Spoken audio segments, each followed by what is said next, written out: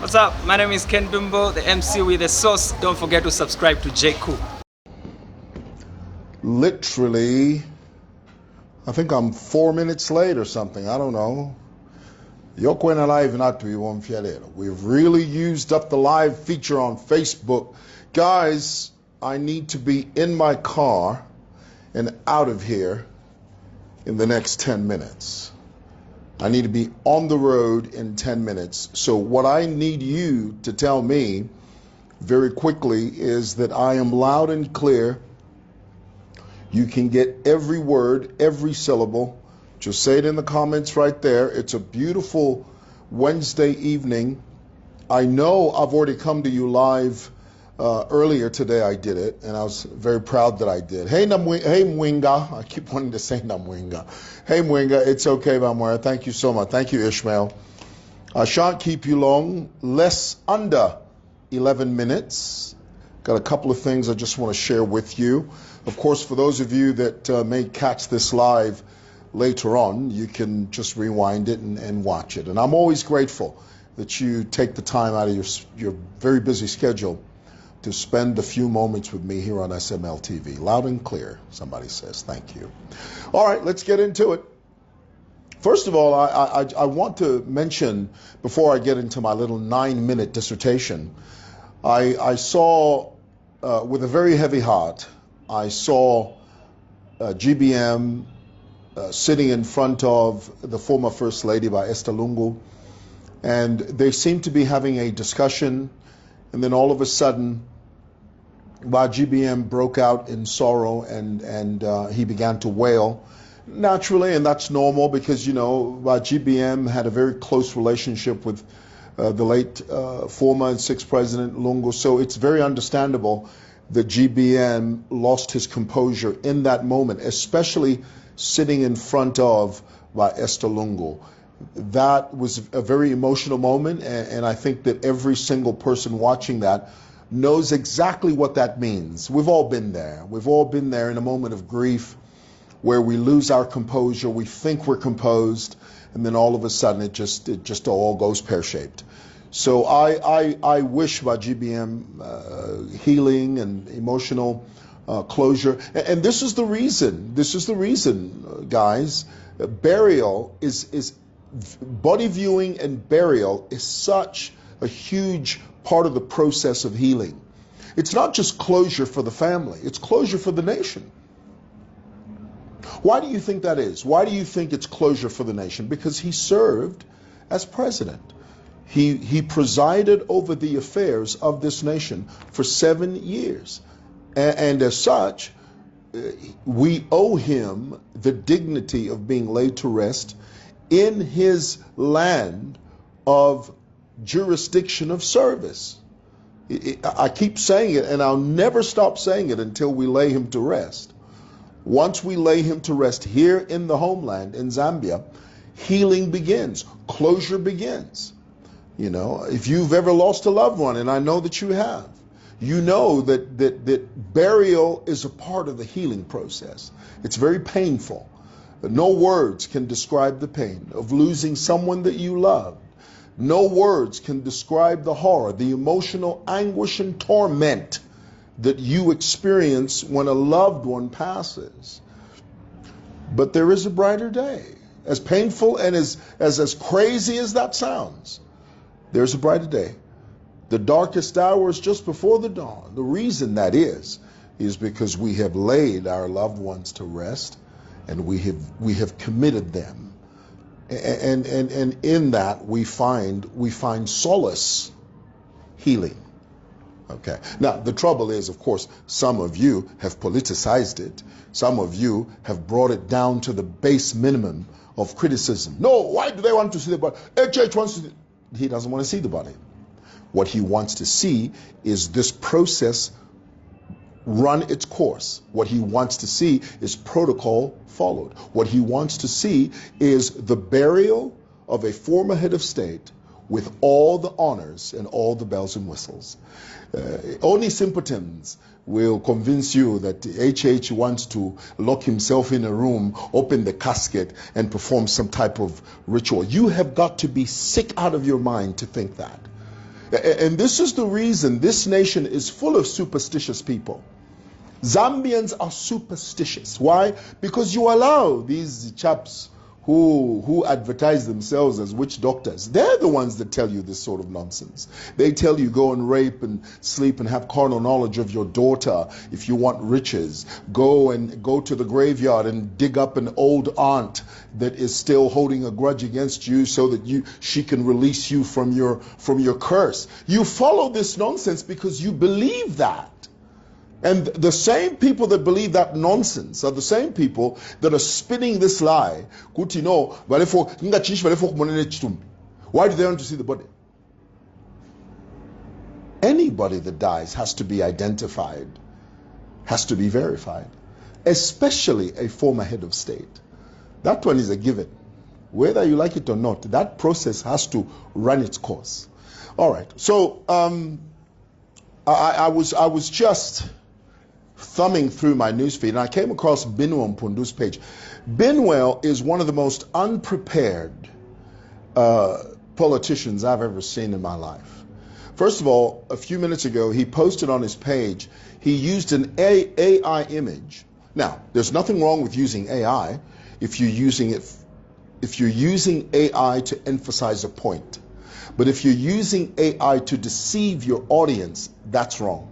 He showed two women in military uniform on an airstrip with military F-19 planes parked behind them, and these two female military officers were holding a banner that read, the inscription on the banner was Ichaba Iche or something like that. I didn't even finish reading and I immediately commented, and I don't always comment on Mwewa Mpundu's page. Of course, I watch what he does because I find him to be an interesting candidate. I find him to be an interesting political character. I watch what he says because I know that in what he says and what he does, there's room for commentary for what he says and what he does. So when he posted that, I commented, I said, Mwewa, you have no idea how you using this AI image, how this makes you look so amateur, it makes you look so unprepared. You have no idea. He immediately pulled it down. Of course, I'm not suggesting that he pulled it down because of me. Who am I?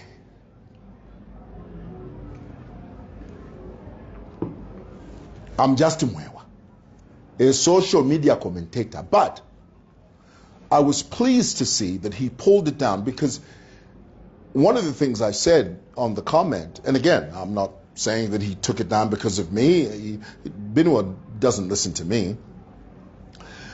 One of the things I said that this makes you look very unoriginal as a political player. If you're going to consider yourself as a contender, as a political contender, you cannot be doing this. Be original and have a workable, practical plan.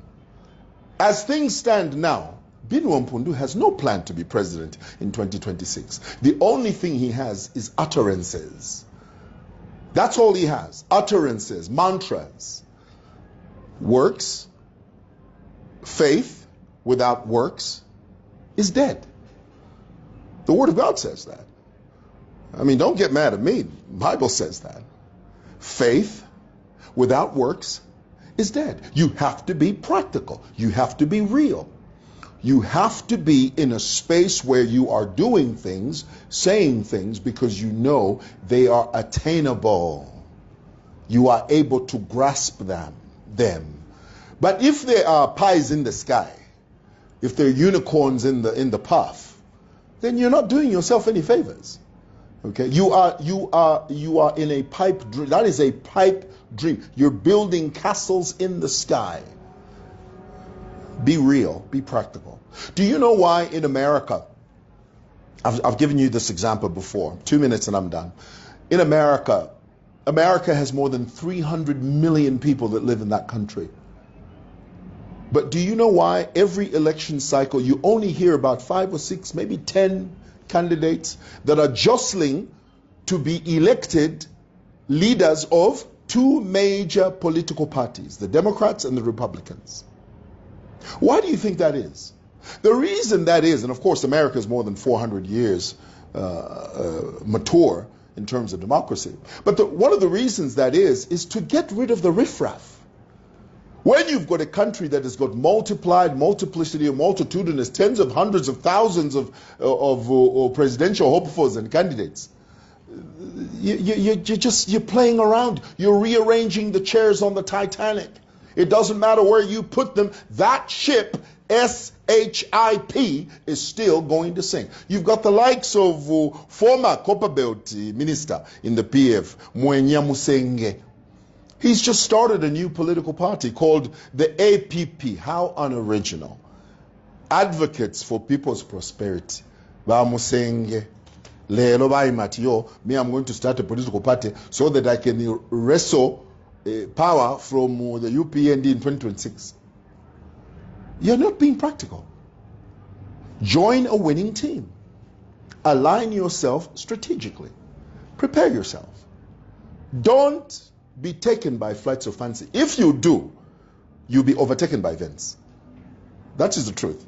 Okay, Zed Farmer, information is coming out that through the process of interrogation, news is leaking that possibly some officers might have been involved in the death of that young boy, according to what we're reading in the press. And of course, this is yet to be sort of rolled out through the court process. Once this case goes to court, we will hear everything that needs to be heard once this case goes to court. And it will go to court, I guarantee you. All right, lastly, new videos. I can't emphasize it enough. I don't know what to say anymore. Young people are just so ambitious. I mean, there's a young girl now, she's barely 19 years old. Her and her boyfriend, and this young man seems to have I'm not sure what to call that without saying too much, seems to be a defect with the tool. I'm not going to say too much about that, but what I'm trying to tell you is that young people are not, they're not serious with their lives. What is it going to take for us to convince you that you don't have to record intimacy? First of all, at 19 years old, honey, you've got no business making that type of video. You have no business whatsoever making that type of video. At 19 years old, you should be talking about college, university, enrolling. You should be talking about your career. Your life should not be front and center of a sex scandal at 19 years old. That's a bad start to your life. Oh, honey, that's going to follow you till kingdom come. That video is going to follow you all the way up to the time whoever's interested to marry you, even when you're 45 years old and you're a single woman at 45, and a young man or a man shows some type of interest in you, that video is going to come up. You see, we keep telling you this, young people. You don't get it. You need to get it. Okay, it's 19 hours. I need to go. Not chilla, no chilla. Thanks for watching. Thanks for listening. God bless you. We'll talk to you tomorrow. Thanks for tuning in to JQ News. Don't forget to like, share, and subscribe for the latest updates on tech, politics, and everything in between. Until next time, stay cool.